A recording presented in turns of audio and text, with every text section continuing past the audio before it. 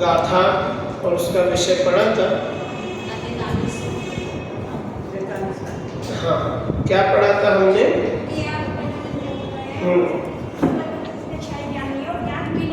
बिल्कुल ठीक है कि जिस जीव के ज्ञेयार्थ परिणमन क्रिया है। हाँ, ज्ञेयार्थ परिणमन क्रिया मतलब कि जिन जीवों के राग द्वेष आदि मोह आदि मतलब जानने में मोह राग द्वेष जो जीव करता है तो उसके क्या है? ज्ञेयार्थ परिणमन क्रिया। और जिसकी क्रिया है उसके केवल ज्ञान नहीं है अथवा ज्ञान ही नहीं है। इतना यहाँ पर पिछली कक्षा में हमने समझा था। आगे हम चलते हैं, आगे हम देखते हैं पृष्ठ क्रमांक 62 पर 43 नंबर गाथा है। आज जो ये विषय हम पढ़ेंगे इस विषय में ये बता रहे हैं कि ये ज्ञेयार्थ परिणमन क्यों होता है। ज्ञेयार्थ परिणमन ये क्यों, मतलब जीव के अब ज्ञान तो सबके हैं, ज्ञान जैसा सिद्ध के है वैसा ही हमारे है, ऐसा ही निगोद्य जीव के भी है। स्वभाव से देखें ज्ञान तो बराबर ही है ना, तो उनके ज्ञेयार्थ परिणमन नहीं है और हमारे है, तो उनमें हमें क्या अंतर है? हमारे ऐसा क्या है जो हमारे ज्ञेयार्थ परिणमन क्रिया होती है? तो उसका कारण यहाँ पर बता रहे हैं, है ना। देखो ये 43 नंबर गाथा है, इसे हम पढ़ते हैं फिर पद्यान्वय पढ़ेंगे। उदय गदा कम मनसा जिणवर वसहे हिमनिय दिना भणिया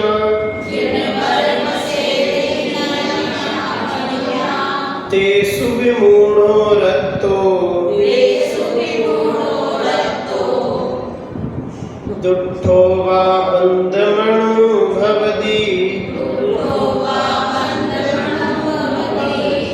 जिनवर कहे उसके नियम से उदय गत कर्मांश है वह राग द्वेष विमोह बसन बंध का अनुभव करे। देखो अब ग्रंथ ले लो,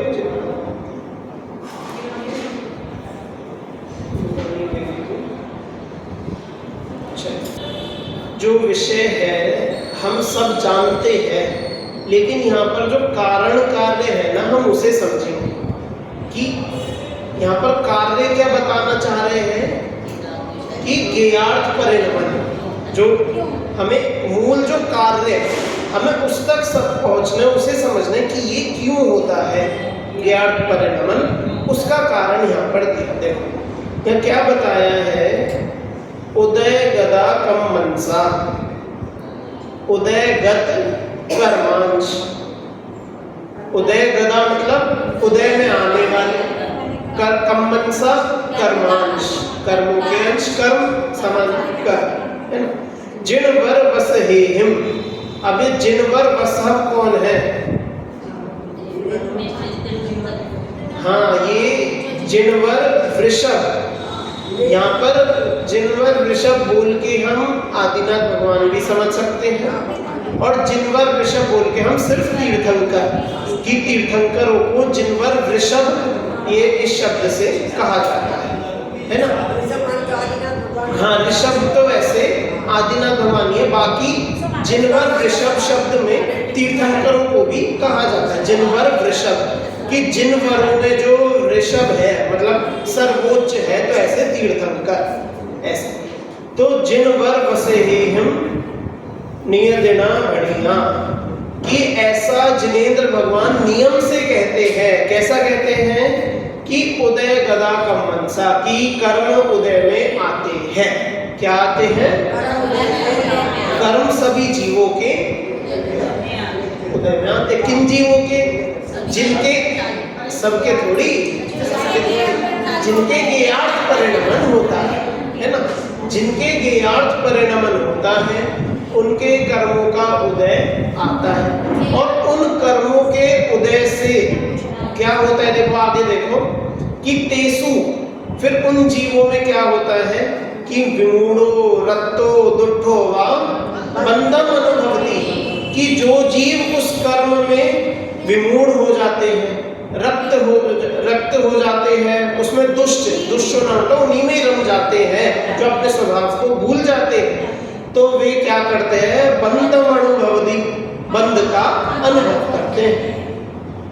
ठीक है, अब देखो क्या क्या समझ में आया इस गाथा में। सबसे पहले तो बोला कि जिनेंद्र भगवान ने कहा कि कर्म का उदय आता है नित्यता, मतलब हमेशा से, अनादि से आता है, और उसमें जो जीव विमूढ़ हो जाए, रक्त हो जाए, उसमें फंस जाए, तो उसके क्या होगा कि वह कर्म का अनुभव करता है। ठीक है, समझ में आया सभी को? बहुत इसमें कोई, सबने पढ़ा है जो सामान्य कर्म सिद्धांत होते हैं कि भैया कर्म का उदय आया तो राग द्वेष करे और उससे और कर्म बन गए, है ना? ये तो हम सबने पढ़ा ही है, इसमें तो कोई बहुत डिटेल में या कोई कठिन बात नहीं है। देखो इसका हिंदी पढ़ता हूँ। जिन वरों में श्रेष्ठ तीर्थंकरों ने संसारी जीवों के ज्ञानावर्णादि कर्मों के उदय प्राप्त कर्मांश नियम से होते हैं, ऐसा कहा। क्या बोला? कि जो संसारी जीव है उनके ये जो कर्म, इनके उदय में जरूर होते हैं, मतलब इन कर्मों का उदय संसारी जीवों के जरूर आता है, ऐसा तीर्थंकरों ने कहा है। अब उन उदय प्राप्त कर्मांशों के होने पर यह जीव मोही, रागी और द्वेषी हुआ बंध का अनुभव करता है। क्या बोला? कि जब इनका उदय आता है कर्मों का, तो फिर जीव स्वयं ही क्या क्या होता है? मोही, रागी और द्वेषी। अब देखो जो यहाँ पर जो ऊपर शब्द थे, विमूढ़ो, विमूढ़ मतलब जिस वस्तु को जाना, जिस वस्तु को देखा उसमें मूढ़ हो जाना, तो ये मोह है। विमूढ़ मतलब मोह। ठीक है, फिर रक्त हो जाना, कि उसी में रम जाना, जो चीज वस्तु अच्छी लगी उसी में रम, तो ये राग। और दुष्टो, किसी वस्तु के प्रति दुष्ट होना, उन्हें बुरा मानना, तो ये द्वेष हो। तो इन कर्मों का उदय आने पर यह जीव मोह, राग, द्वेष करके फिर क्या करता है? मोह, राग, द्वेष कर लिया, फिर क्या होता है? फिर वापस उन कर्म के बंधों का अनुभव करता है, मतलब कर्म का बंधन वापस से करता है। ठीक है, समझ में आया कि पहले कर्म का उदय आया, फिर उससे ऐसे मोह, राग, द्वेष परिणाम हुए, और उनसे फिर क्या कि वापस से कर्मों का बंधन। ठीक, समझ में आया ना सभी को? चलो अब देखो इसकी टीका भी पढ़ते हैं। उक्त गाथा का भाव तत्व प्रदीपिका में इस प्रकार स्पष्ट किया गया है। संसारी जीवों के उदयगत उद्गल कर्मांश नियम से होते ही हैं। क्या बोला? संसारी जीवों के उदयगत उद्गल कर्मांश नियम से होते हैं, मतलब कि कर्मों का उदय संसारी जीवों के अवश्य आता है, नियम से आता है। अब उन उद्गल कर्मांशों के होने पर यह जीव उनमें ही चेतते हुए, अनुभव करते हुए मोह, राग, द्वेष रूप से परिणमित होने से ज्ञेयार्थ परिणमन रूप क्रिया से युक्त होता हो, और इसी कारण क्रिया के फलभूत बंध का अनुभव करता है। कि भैया जब उन वस्तुओं को जाना, पर वस्तुओं को देखा, उनसे संबंध बना, तो उसमें फिर मोह होगा, राग होगा, द्वेष होगा। ये क्यों है मोह, राग, द्वेष? क्योंकि कर्मों का उदय है, पहले कर्मों का उदय है, और फिर उस उदय के कारण से जीव ने मोह, राग, द्वेष किया, और फिर उस मोह, राग, द्वेष के कारण ज्ञेयार्थ परिणमन क्रिया कि उस वस्तु को अपना मान लिया, उसको राग द्वेष करना, इसे क्या बोला? ज्ञेयार्थ परिणमन क्रिया हुई, और फिर इसके फल स्वरूप फिर क्या हुआ कि वापस से और कर्मों का बंध हुआ। इस क्रिया के फल स्वरूप क्या मिला? राग द्वेष करने से और क्या मिला कि वापस से बंद हो गया, है ना? तो इसी कारण क्रिया के फलभूत बंध का अनुभव करता है। इससे यह सुनिश्चित होता है कि मोह के उदय से ही क्रिया और क्रियाफल होता है, ज्ञान से नहीं। क्या बोला? कि जो ज्ञेयार्थ परिणमन क्रिया हुई और उसके अलावा जो भी मतलब जैसी भी क्रिया हुई, कर्मों का बंधन की क्रिया हुई, कर्मों के उदय की क्रिया हुई, तो वो सब क्रिया मोह के उदय से हुई है। किसके उदय से? मोह के उदय से।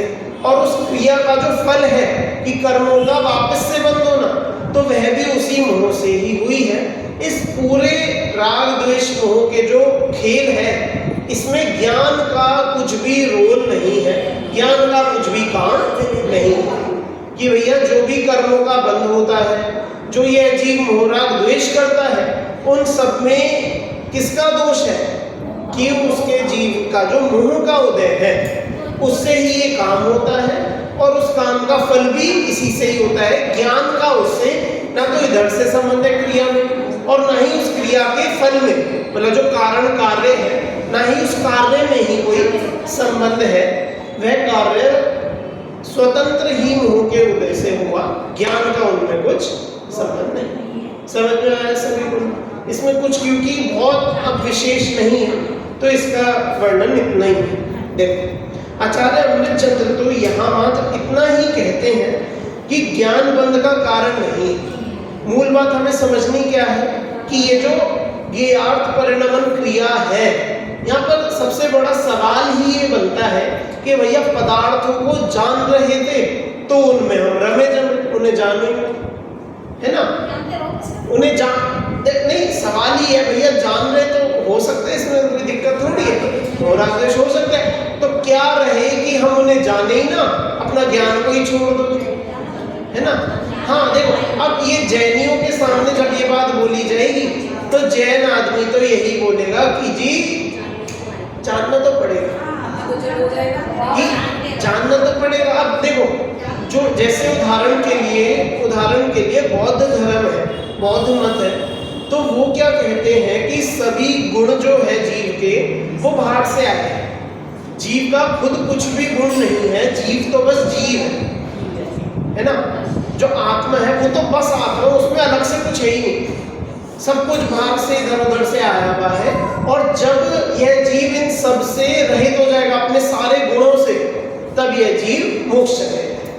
ठीक है? तो कहते हैं जब ज्ञान भी नष्ट होगा, दर्शन भी नष्ट होगा, श्रद्धा भी नष्ट होगी, जब सारे गुण भी, वो गुणों को भी कर्मों की तरह मानते हैं, है ना? जैसे हम तो कहते हैं कर्म नष्ट हो तो हमें मोक्ष मिलेगा, वो कहते हैं कर्म तो ठीक है, जो ज्ञान आदि जो कार्य है, जो गुण है, ये भी तो काम है, ये भी तो क्रिया है, तो जब इनका नाश होगा तब हमें मोक्ष मिलेगा। और जबकि परेशानी इस बात में क्या है कि भैया उन गुणों से हम पीछे नहीं छुटा सकते, गुण ही हम हैं भैया, गुण कोई अलग से नहीं बैठे आए थोड़ी है, गुण ही हमें, उन्हें क्या कैसे करें? हाँ, तो भाई उन गुणों के बिना जब किसी वस्तु की सत्ता ही नहीं बचेगी तो उन्हें अलग करने का सवाल ही कर, है ना? तो उसके उनके लिए जो ये जवाब मिला है, क्या जवाब मिला है कि ज्ञान से मोह राग द्वेष नहीं होते। जो संसार में बंधने का कारण है, आप कर्म के उदय को कहो, मोह राग द्वेष को कहो, कुछ भी कहो, वे ज्ञान का उनसे संबंध नहीं है। वो ज्ञान तो अपना कार्य है, लेकिन ज्ञान करते हुए जो हम उसमें मोह राग द्वेष लगाते हैं, तो उसकी वजह से ये ज्ञेयार्थ परिणमन होता है और वापस से कर्मों का बंधन हो जाता है ना? देखो हाँ, तो इतनी सी बात है। हाँ,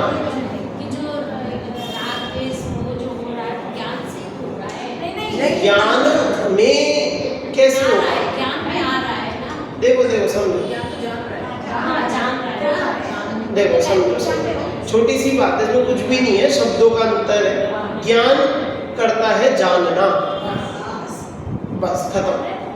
अब जो कोई वस्तु देखकर जो हमें अच्छी लगी तो फिर मोह का, जैसे उदाहरण के लिए बोलते हैं सड़क पे कैमरे होते हैं, स्पीड वाले, सिक्योरिटी वाले, जो कैमरे लग रहे हैं आजकल गली मोहल्लों में भी, है ना? सरकार लगा दी, तो उन कैमरों का क्या काम है?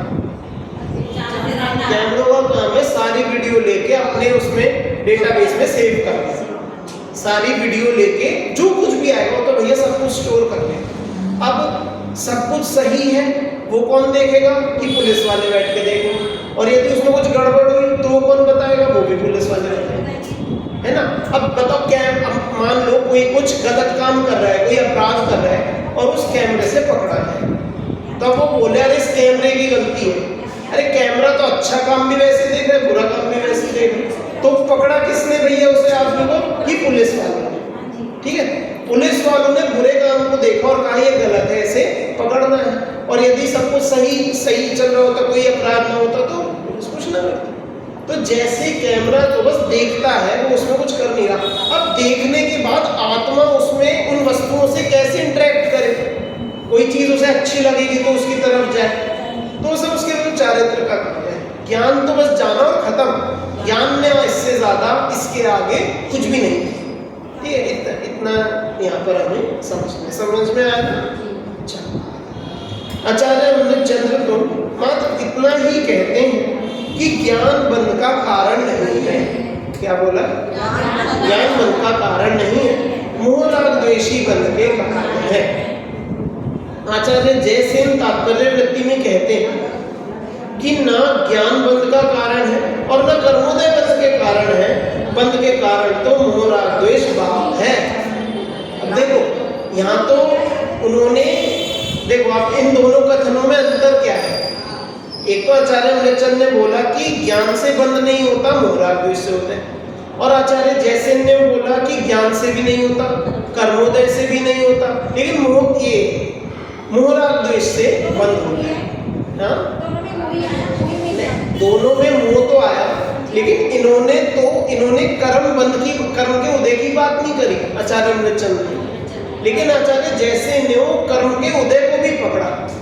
देखो अब यहाँ पर थोड़ा सा खोलते हैं, क्योंकि और इसमें कोई विषय खास नहीं है। बस वही यही इसी बात की हम चर्चा करेंगे। यही बात बिल्कुल यहाँ बोलनी है कि कर्म के उदय जो है उससे बंद होता है क्या? क्यों? क्योंकि गाथा में भी बोला कि कर्म का उदय आता है, उससे जीव मोह राग द्वेष करता है और उससे कर्म का बंध वापस आता है। तो लोग कर्म के उदय से हुआ हाँ, कि कर्म का उदय तो आता रहेगा, है जी। हाँ वही तो, कि कर्म का उदय तो कब तक आता रहेगा? कि जी कहो जब तक संसार में हो। 13वें गुण स्थान में भी अघाती कर्मों का ही सही, लेकिन कर्मों का उदय तो है ना, है ना। हाँ बस वही, कर्म का उदय तो उनके भी, लेकिन उनके तो कर्म का बंधन नहीं। जो अरिहंत परमात्मा अधिक है, इनके तो कर्मों का बंधन है, लेकिन इनके कर्म का उदय तो है। तो कर्म के उदय में जो रम जाना, कर्म का उदय सबके है। मूल शब्द जो यहाँ पकड़ना है, तेसु विमूढ़ो रत्तो दुठो, कि उदय तो भैया सबके है, लेकिन जो उनमें जो विमूढ़ होगा, जो उनमें रक्त मतलब राग करेगा, दुखो जो उनमें द्वेष करेगा, तो उस जीव के कर्मों का बंधन होगा। ठीक है। यदि अब देखो, तो आचार्य जयसेन ने इस बात को अलग से पकड़ा। आचार्य अमृतचंद ने तो इतना बोल के छोड़ दिया कि जी ज्ञान से बंध नहीं होता, मोह राग द्वेष से बंध होता है। और आचार्य जयसेन ने इस बात को और थोड़ा खोला कि कर्म के उदय से भी बंध नहीं होता, उदय आने के बाद जो मोह राग द्वेष जीव करता है उससे कर्मों का बंध होता है। उससे क्या होता है? कर्मों का बंध। वे उत्थानिका में लिख देते हैं कि अनंत पदार्थों के जानने रूप परिणमित होते हुए भी न तो ज्ञान बंध का कारण है और न रागादि रहित कर्मोदय ही बंध का कारण है। अब यह निश्चित करते हैं, मतलब आचार्य जयसेन ने इसकी उत्थानिका इस तरह से लिखी। किस तरह से? कि ज्ञान, जिनका ज्ञान अनंत को जानता है, ऐसे केवली भगवान, तो उनके भी बंध नहीं हो रहा। वो तो भैया अनंत पदार्थों को जानता है, वे तो इस पूरे 3 लोक के सबको और उन सब पदार्थों की सारी पर्यायों, वो तो पता नहीं क्या क्या क्या जानते हैं, ये सोच भी नहीं सकते। उनके भी बंध नहीं होता। और फिर बोला कि राग आदि रहित कर्मोदय ही, मतलब ना राग आदि रहित कर्मोदय ही बंध का कारण है, कि जो कर्म का उदय जो राग आदि के बिना है उससे भी बंध नहीं होता। मतलब कि जैसे अरिहंत का उदाहरण लिया कि कर्म का उदय तो उनके भी, लेकिन उनके बंध क्यों नहीं हो रहा? क्योंकि उनके राग नहीं है।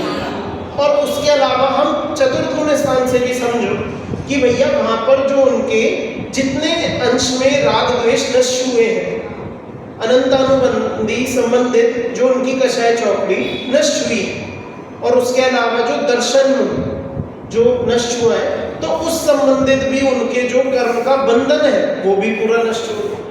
मतलब उतना संबंधित तो अब उनके कर्म बंद नहीं हो रहा ना, दर्शन संबंधी उनके बंधन तो अब नहीं रहा समय दृष्टि जीव के।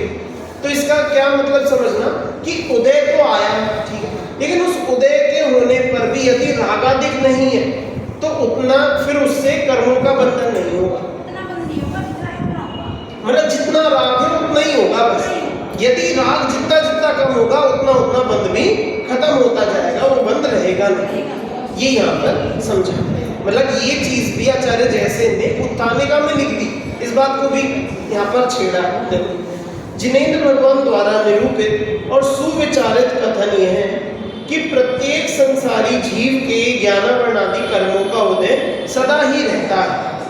उक्त उदय जन्य कर्मांशों के होने पर उनमें ही चेतते हुए जो मोहराग द्वेष भाव होते हैं, उन मोहराग द्वेष रूप भावों से परिणमित होने से ही यह जीव ज्ञेयार्थ परिणमन रूप क्रिया से युक्त होता है, और इसी कारण उसके फल में प्राप्त होने वाले बंध का अनुभव करता है।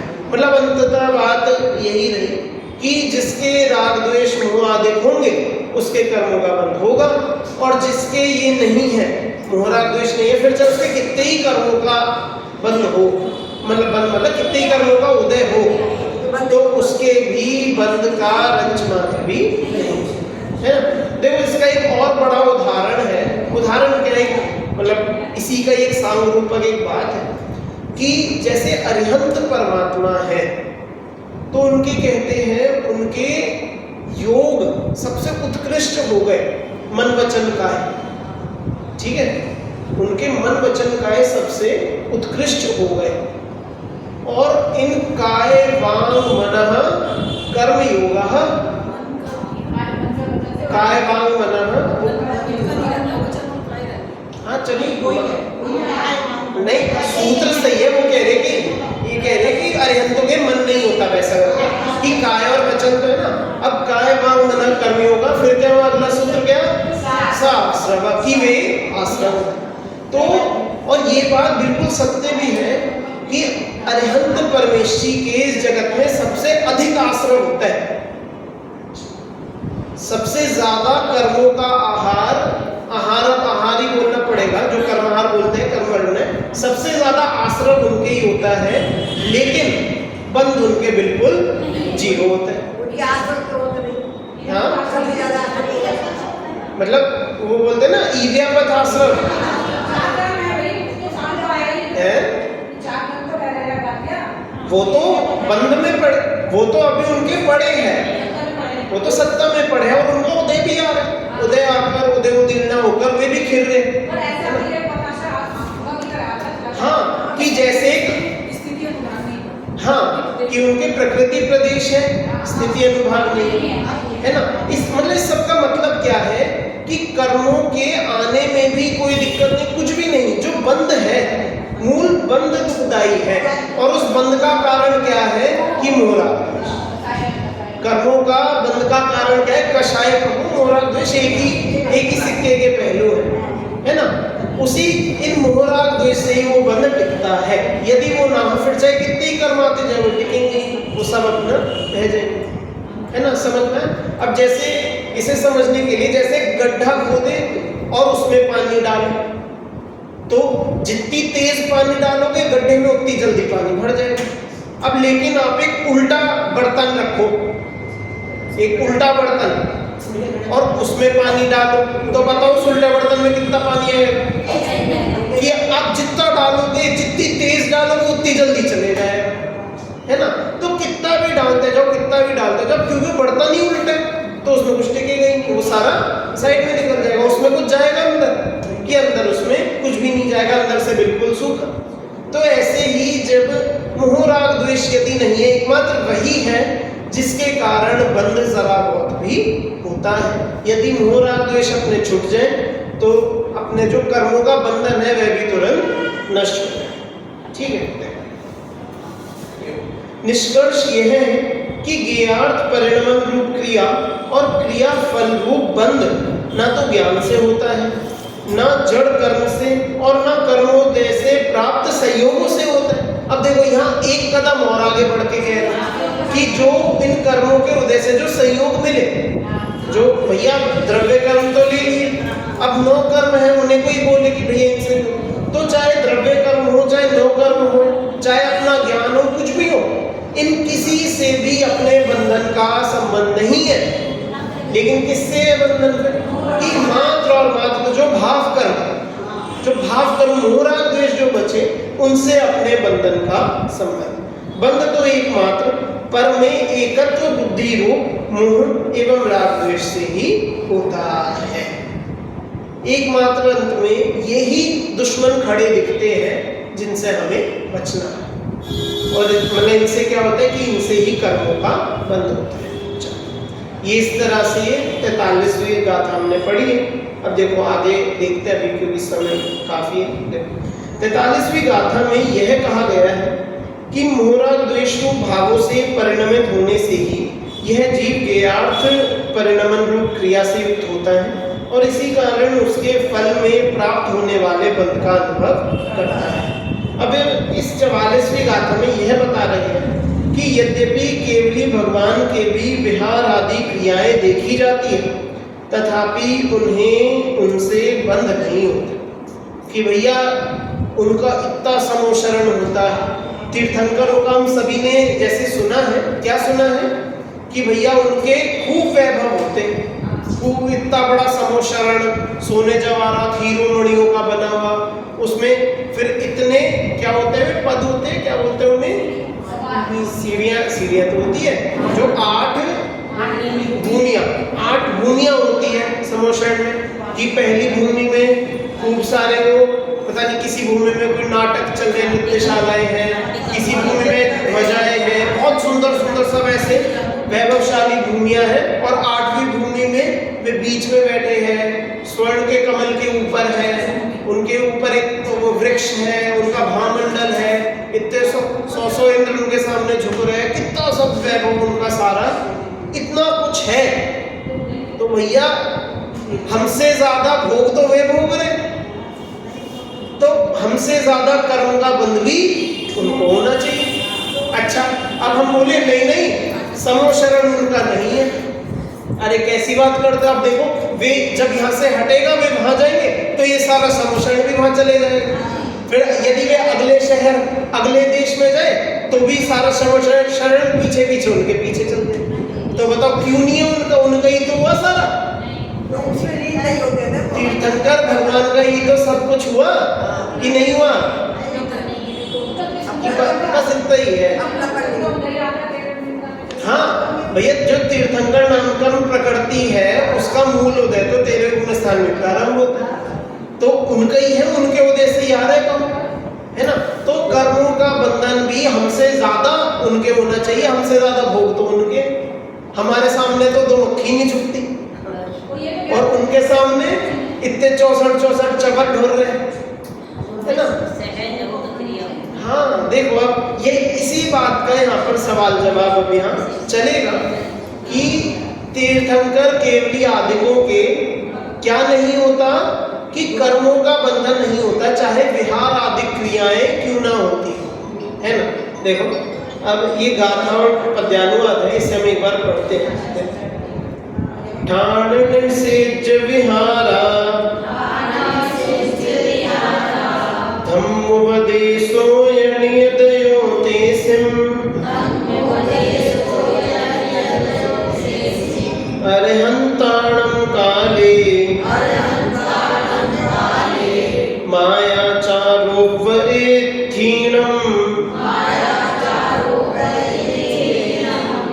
यत्न बिन ज्यो नारियों में सहज माया चारत हो विहार ना बैठना हृदय ध्वनि अरहंत के। अब इससे पहले कोई कुछ कहे, हम इसे थोड़ा सा थोड़ा हम आगे चलते हैं प्रश्न क्रमांक 65 पर, ठीक है। ये जिसने नहीं पढ़ा मैं पढ़ के बता देता हूँ। जिस तरह नारियों में सहज मायाचार होता है, उसी प्रकार तीर्थंकर के उठना बैठना विहार आदि करना सहज ही होता है। अब कुछ बोलने से पहले हम प्रश्न क्रमांक 65 है, यहाँ पर नीचे से हम पढ़ते हैं, ठीक है। नहीं नहीं नहीं ऐसे नहीं कह रहे, तो नारियों को कह रहे, ठीक है। देखो सबसे नीचे देखना प्रश्न क्रमांक 65 पर जो नीचे वाला पैराग्राफ है। कुछ लोग इस गाथा में समागत मायाचारों व इत्थीनम पद पर बहुत नाक भों सिकोड़ते हैं, ठीक है। उनका कहना है कि स्त्रियों में मायाचार स्वभावगत है, ऐसा कहकर आचार्य देव ने महिलाओं का अपमान किया है। कुछ लोग तो यहाँ तक आगे बढ़ते हैं कि इस पद को बदल देना चाहिए। उनकी सलाह के अनुसार मायाचार के स्थान पर मातृकाचार कर दे कि ममता का भाव स्त्रियों में सहज ही होता है, ऐसा बदल के लिख देना चाहिए, ठीक है। ये ऐसा लोग कहते हैं। अब देखो उसके लिए अब यहाँ पर क्या हमें बता है, पर भाई इसमें किसी की निंदा प्रशंसा की बात ही कहाँ है। भैया कोई यहाँ पर कुछ गलत थोड़ी बोल दिया, कुछ किसी पर लांछन थोड़ी, अपराध थोड़ी हमने मर दिया। आचार्य देव की माँ बहन भी तो महिलाएं थी। हाँ ये तो दादा नहीं है, वो अपने आप ही समझ में आ जाती है उनकी भाषा में कि आचार्य देव की माँ बहन भी तो महिलाएं थी, तीर्थंकरों की माता बहनें भी महिलाएं थी। बहन तो उनके होती नहीं, तीर्थंकरों की माताएं भी महिलाएं ही होती हैं। उक्त कथन को स्त्री निंदा के रूप में देखना समझदारी का काम नहीं है। यह स्त्री पर्याय में सहज भाव से होने वाले भाव की बात है। अब देखो मैं तो ये सब नहीं जानता, ये सब क्या कैसे क्यों होता है। यहाँ पर इतना सा समझाना चाह रहे हैं कि स्त्री पर्याय में एक सहज एक मायाचार का भाव अपने आप ही होता है। स्त्री पर्याय अपने आप ही ऐसी होती है। अभी क्या क्यों कैसे इसका मैं नहीं जानता।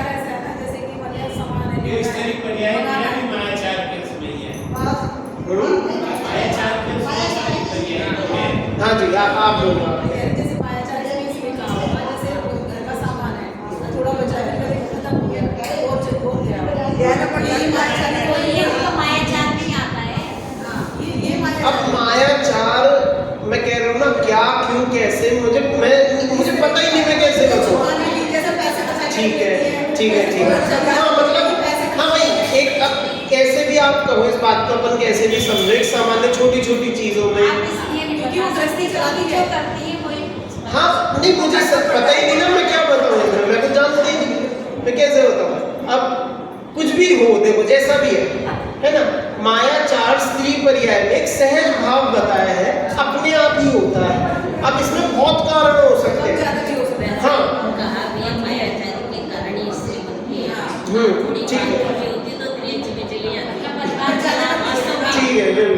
ठीक है कि आंटी कह रही है कि मायाचारी के उदय से ही स्त्री पर्याय भी मिलती है। ऐसा भी आता है कि अधिक मायाचारी हो तो उससे क्या कि उसे तिर्यंचादी हो जाती है, और थोड़े कम में कि मनुष्य भी हो तो स्त्री अधिक पर्याय मिल जाता है। अब देखो बात इतनी सी रही कि मायाचारी होना ये कोई अपराध नहीं कह रहे। कषाय अब जैसे सभी के कही, अब ऐसा थोड़ी कि स्त्रियों के माया है तो अन्य कोई जगत में कोई माया होती है, ऐसा तो है नहीं, वो तो सभी की है। क्रोध मान माया लोभ चारों कषाय सभी जीवों के। हाँ तो मना थोड़ी कर रहे हैं। हाँ ठीक है, वही है भाव के रूप में, अधिकता के रूप में ऐसा है। चलो ठीक है, अब देखो आगे देखते हैं।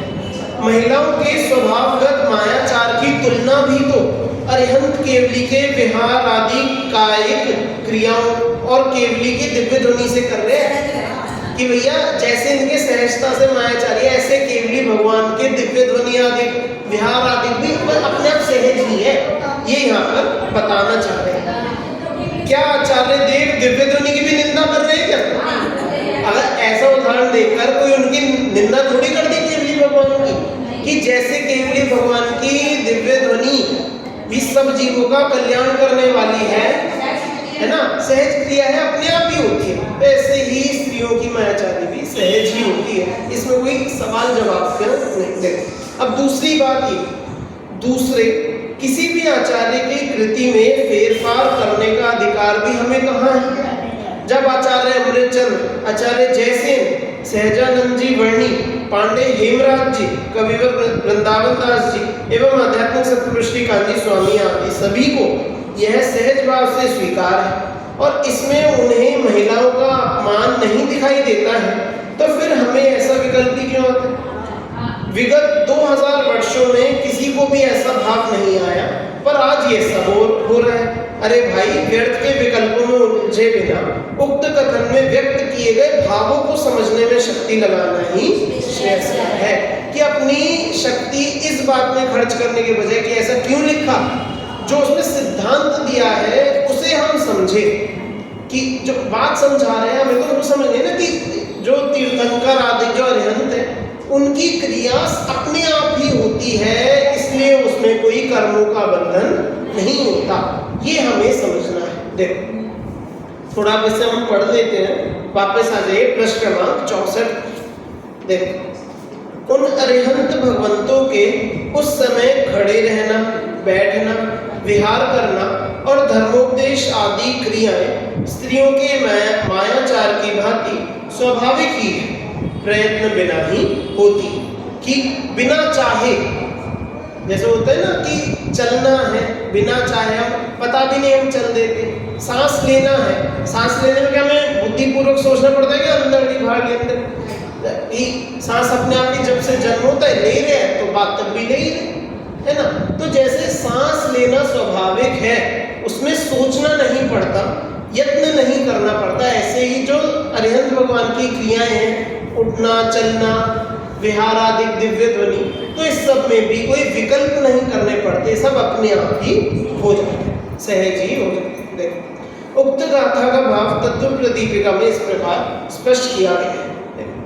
जिस प्रकार महिलाओं के प्रयत्न बिना ही उस प्रकार की योग्यता का सद्भाव होने से माया के ढक्कन से ढका हुआ व्यवहार स्वभावभूत ही प्रवर्तता है, उसी प्रकार केवली भगवान के प्रयत्न बिना ही उस प्रकार की योग्यता का सद्भाव होने से खड़ा रहना, बैठना, विहार करना और उपदेश देना आदि क्रियाएं स्वभावभूत ही प्रवर्तती है। बिल्कुल वही जो गाथा में बात थी, वही स्पष्ट बताइए कि जैसे सहज ही स्त्रियों के मायाचारी बिना किसी यत्न के देखा जाता है, ऐसे ही तीर्थंकर आदिकों के भी, अरिहंत आदि के भी उठना, बैठना, चलना, विहार और उपदेश आदि देना, इस सब में भी सहज ही होते हैं, बिना किसी यत्न के होते हैं। यह बात बादल के दृष्टांत से भी समझी जा सकती है, क्योंकि बादल के उदाहरण के साथ भी इसका कोई विरोध भाषित नहीं होता। एक और उदाहरण यहाँ पर दिया बादल, आचार्य अमृतचंद ने, देखो जिस प्रकार बादल के आकार रूप परिणमित उद्गलों का गमन, स्थिरता, गर्जन और बरसना आदि क्रियाएं पुरुष के प्रयत्न बिना ही देखी जाती है। जैसे बादल है, बादल कभी छोटा, कोई बड़ा, कोई बहुत ऐसा काला घना, कोई बिल्कुल सफेद, कोई बिल्कुल हल्का सा दिखता है, कोई बहुत घना दिखता है ना।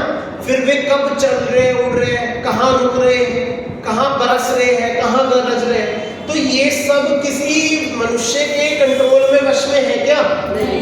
कि भैया बादलों का चलना फिरना, गरजना बरसना सब कुछ अपने आप ही होता है, उनका कुछ भी हो जाता है परिणमन, हम उसे कह नहीं सकते कि ये इसने किया, उसने किया, ऐसे हुआ वैसे। तो जैसे बादलों की ये सब क्रियाएं पुरुष के प्रयत्न बिना ही देखी जाती हैं, उसी प्रकार केवली भगवान के खड़े रहना, चलना, दिव्य ध्वनि आदि क्रियाएं अबुद्धिपूर्वक बिना इच्छा के ही देखी जाती हैं। केवली भगवान की ये क्रियाएं मोहोदय पूर्वक ना होने से क्रिया के फल में होने वाले बंध के कारण नहीं है, क्योंकि उनके उसमें कोई यत्न नहीं है, कोई उसमें वे अपना उपयोग नहीं लगा रहे इस सब में, दिव्य ध्वनि विहार आदि में, तो इसलिए उसके फलस्वरूप जो बंध होता वह भी उनके नहीं होता, क्योंकि वे सब अपनी बुद्धि से नहीं कर रहे, वे उसमें रम नहीं रहे, अपने वो जो वैभव है, कि आज हमने इस शहर में कर लिया, अब हम उस शहर में चले जाते हैं, वहां बेचारे लोग दुखी होंगे।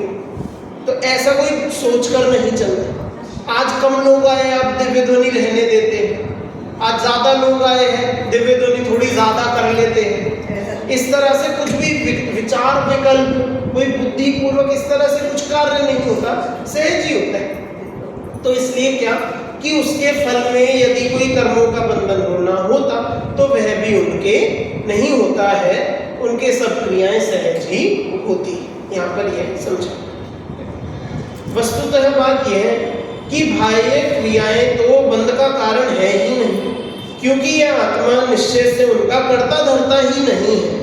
ये क्रियाएं पूर्वबद्ध कर्म के उदय के निमित्त से होती हैं, उनके होने में आत्मा निमित्त भी नहीं है। इसलिए उन क्रियाओं को औदायिकी क्रियाएं कहते हैं। क्या कहते हैं? औदायिकी क्रिया मतलब कि जो उदयगत जो क्रिया है, कि उदय आया तो ऐसा हो गया, है ना।